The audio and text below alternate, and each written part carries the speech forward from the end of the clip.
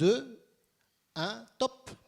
Bonjour à tous. Pour commencer, je voudrais vous poser non pas une, mais deux questions. La première, c'est qu'est-ce qui se passerait à Toulouse si demain Airbus fermait?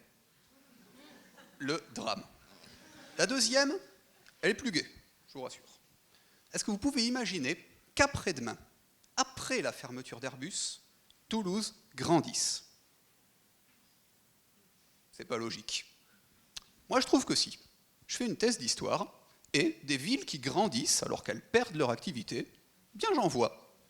Rio de Janeiro, quand Brasilia a pris la capitale, Rio a grandi. Uppsala, grande ville des laboratoires pharmaceutiques. Tout est parti aux États-Unis. Uppsala aujourd'hui, c'est la 4e ville de Suède. Elle va très bien. Il fait juste un peu frais. Toulouse. Vers 1680, Toulouse, c'est une ville de parlement, un grand tribunal, un haut lieu où on débat des lois du royaume. 1789, la Révolution arrive, suppression des parlements. Catastrophe. En 1830, Toulouse avait grandi. Vous voyez, je vous dis que la crise, ce n'est pas une fatalité. Moi, mon but, maintenant, c'est de comprendre pourquoi ces villes à qui on coupe les jambes avancent plus vite. Pour ça, je fais un instrument, je fais une méthode que j'ai derrière moi. Les villes, c'est un peu comme des corps humains. Ça a différentes parties qui ont différentes fonctions. Eh bien, ces fonctions, ces parties, sont symbolisées par les petits carrés blancs sur l'image 1.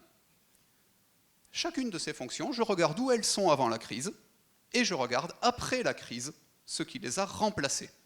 En clair, je fais des radios de l'organisme, je fais des radios de la ville pour la comprendre. Si je superpose mes deux radios, j'obtiens l'image 2. Sur cette image, tout ce qui n'est pas en noir, c'est tout ce qui est rentré en crise à Toulouse sous la Révolution. Je veux dire, la population a fait la même tête que vous quand je vous ai parlé d'Airbus tout à l'heure.